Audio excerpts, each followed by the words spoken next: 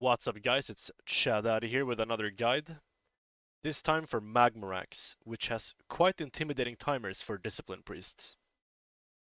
This fight has a strange cadence, and I will pull up my plan I made in Viserio spreadsheet for the first 3 minutes of the fight.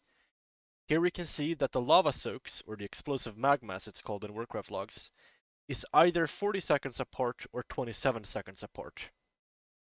I will show you how to still hit this damage event despite the problematic pattern. I will also put up reference pictures for the ramps I go into from the spreadsheet as we go along. Alright, so going into this pull, what I used to determine when I wanted to start my ramps was my combat timer. And I would start my first ramp, which was my evangelism, around 7 seconds into the fight. This was with power infusion and lust, so you might have to move it around a little bit, but it doesn't matter too much, because this first ramp is not 27 seconds apart from the ramp following it. It did not need to be hit super early because of that. You'll also see here that there's not a lot of damage going out outside of the soaks themselves. And just to stay a little bit ahead here, my next ramp, which was my Rapture ramp, I started roughly 43 seconds into the fight on my combat timer. Just to stay referential to the cadence that I spoke of, this ramp is being hit early now because the ramp following it is 27 seconds apart. So a few atonements will be dropping off here, and you can save some mana by ramping a little bit later and only applying 5 to 7 single target atonements.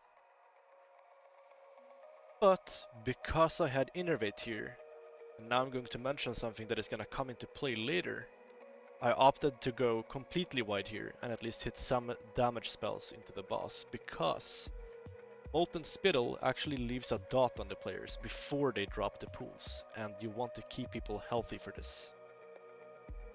Switching focus back to what we're watching, this is the tight ramp, where your Radiance and Shadow Covenant had to be used early in the preceding ramp to accommodate this one. You will see it's extremely sketchy, but I make it work despite also getting a Molten Spittle. Now that we've hit our tight ramp, the next ramp is 40 seconds away, so things feel less stressful again. This next ramp I start at around 150 or so on the combat timer, making sure my dot is running before I start.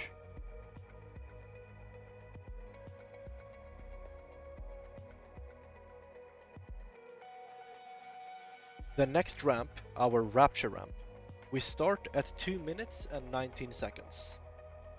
Keeping the trend of referentiality, this is the ramp I want to hit early, as the ramp following it is only 27 seconds apart.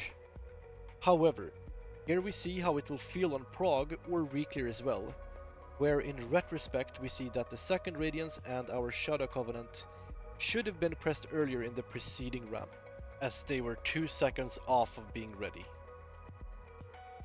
After the soak at 2 minutes and 37 seconds, we now start playing the boss differently. As you know from Heroic, the Igniting Roar does increasing damage with each cast, and leaves a stacking dot on the raid. On top of the dot from Molten Spittle, the boss is now starting to hurt a lot, and even mechanics such as the knockback stomp start getting far more dangerous. So our attitude now has to shift. Instead of us ramping for the big hits, we should be hitting much before the actual big hits, such that your healing is keeping people healthy from the preceding roar and the small soaks. It is also very common to start sacrificing the big soak around the 4-minute mark. As you can see, I'm going into my Evangelism ramp now, starting at 3 minutes and 21 seconds. I want to hit the moments preceding this big soak as we talked about, so I'm watching my Shadow Covenant and Radiance cooldowns and ramping off cooldown here. My next ramp, my Rapture ramp, I make a small mistake that you can actually see hurt me in the damage portion of the ramp. I should be starting this Rapture ramp around 3 minutes and 56 seconds, but end up starting it 2 seconds too early. You are also gonna see us start to sacrifice the big soaks going forward, which means that our concerns now are the roars and the stomps. Those are what we want to be healthy for.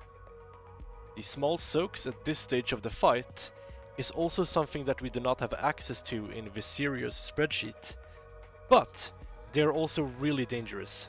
At this point, soaking those can almost mean death, because they can be inside the lava pool on the floor. Once again, with the boss at 20%, we are entering a phase where we get a new approach to the fight. We now want to play this fight much more aggressively. With access to Shadow or Death, you should be applying atonements and making sure you're casting Shadow or Death into them as frequently as possible. You will see me play this last phase almost like it's Mythic Plus, and I think this is the best way to play this phase. You can still go quite wide with your Evangelism here, but you might just be pressing 1 Radiance into it rather than 2.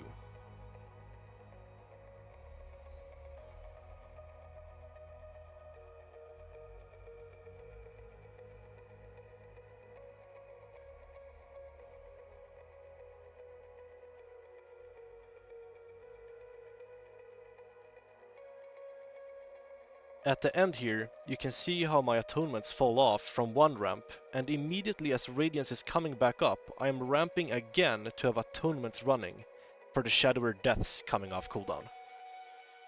Ideally, the fight kind of ends a lot earlier than it did for us, and you can see our Blood DK being a hero here and finishing the boss off after we had a Molten Spittle inside the raid. But that is pretty much how you just play that last little execute phase. And that's also the conclusion of the guide. Once again, feel free to ask any questions in the comments or add me on Discord. I love to talk about everything relating to Disc Priest. And I also claim the right to remove this video in the future if I don't agree with something that I've said here. And I also want to give a quick shout out to Deadly Paradox, who gave me substantial help when figuring out this boss. Thanks everybody for watching!